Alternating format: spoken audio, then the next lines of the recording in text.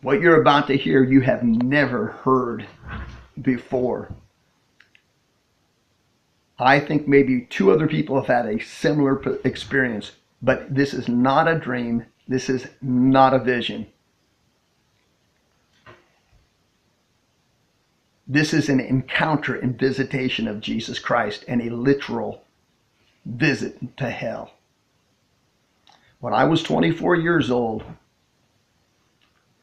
all of a sudden there was quiet, like a stillness or something, while I was sitting on my couch.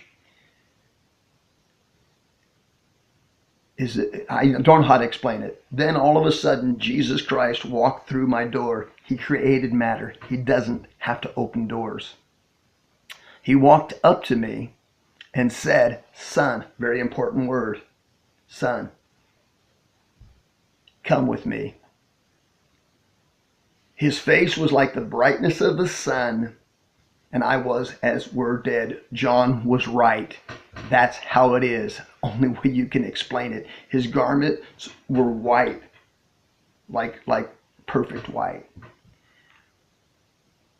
My spirit knew, as I knew, my consciousness knew, and I knew that this was Jesus Christ.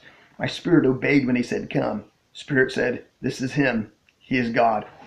Right out of my mouth, making it obvious that this wasn't a vision. And I knew this wasn't a dream, so it's not a dream, it's not a vision. This is literally, boom, this is what happened. Sorry, that's what happened.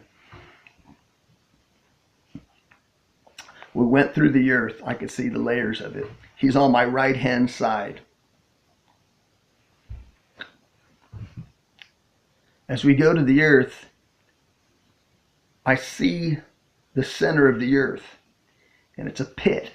And it's got more to it, but that's what I'm talking about here. It's a pit. And in there, there's people that were in my church, and they were in hell. Let's stop. He that judges a matter before he hears the whole thing is folly. Listen to what I have to say. No matter how educated or intelligent you are, listen to me. I was a Calvinist.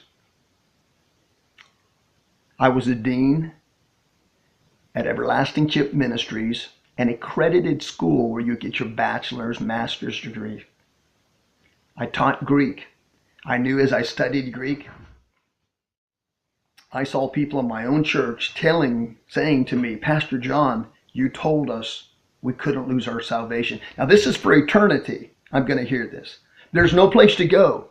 There's no place to run. It's not a TV. You can't turn it off.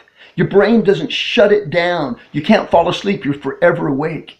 You fully, completely understand it because even though you're in a spirit, you completely can hear and see. You're there.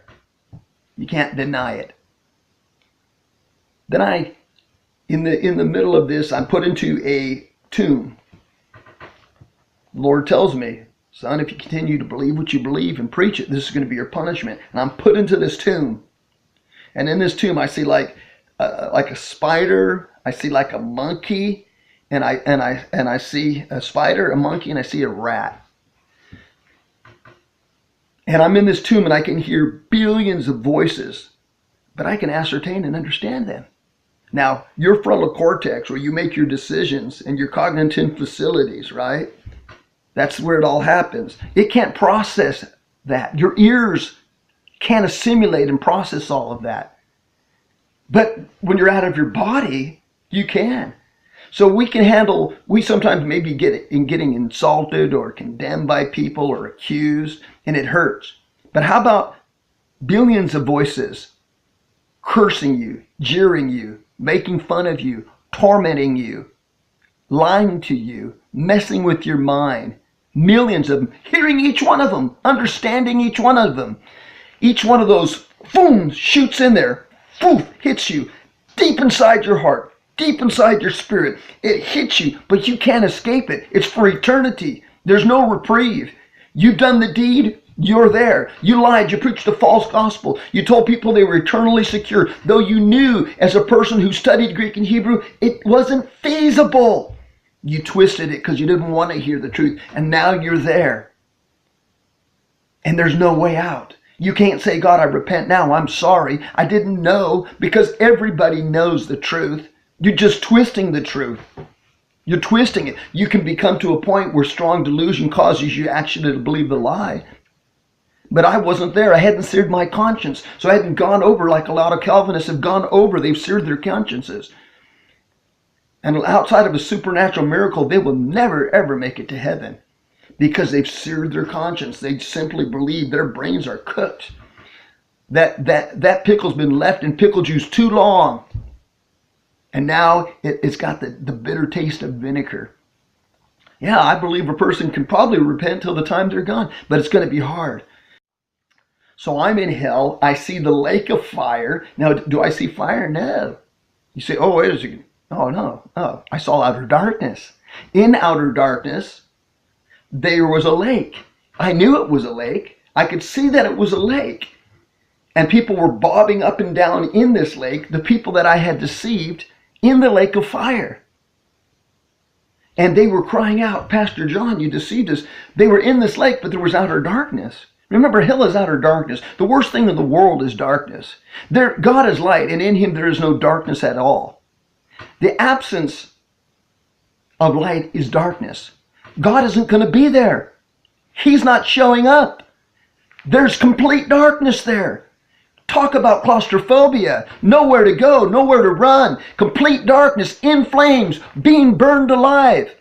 No ability to change, repent, I'm sorry, fix it. This is it. Forever, tormented, demons cursing you, lying to you. You're there, and you're there because you've been a liar. You're there because you're a backslider, or you're a lukewarm Christian. You're there because you're a false prophet, and you told people that what you knew could not be taught intelligently, articulately from the Greek. You taught it anyways, and you're a liar, and you knew it. And now God says it doesn't matter. Nobody will con me. Nobody can lie to me and get away with it. You're here for eternity. If you believe in Calvinism, if you believe you can be lukewarm or you can be a backslider, make it into heaven, you better run. You better run, because you won't be able to hide in any rock when Christ comes in the fullness of his glory. And I've had visions of him coming back. You'll not be able to hide. You're not going to have a discussion. It's over. It's over. Run from Calvinism. Run from sin. Run to God. Repent and keep on repenting. Call and keep on calling. Seek and keep on seeking. God bless you.